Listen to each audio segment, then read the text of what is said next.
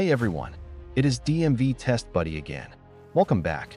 Today we're solving another practical driving test scenario. Interestingly, only 49% of drivers answered this question correctly in our last poll. Let's see how you do.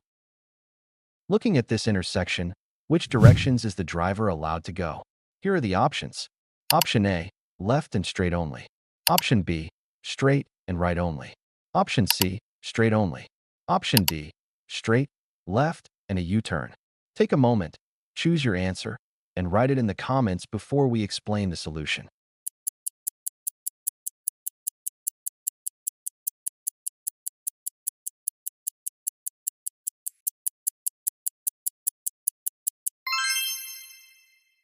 All right, let's break it down.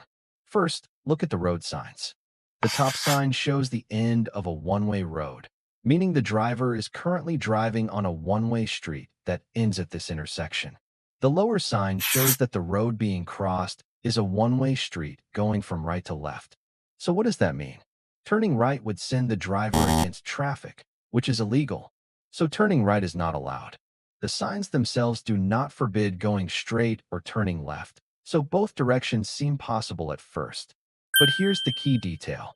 The driver is in the right lane, and from the right lane, turning left is not allowed. Left turns must be made from the left lane. So the only legal movement left is going straight. The correct answer is option 3, straight only.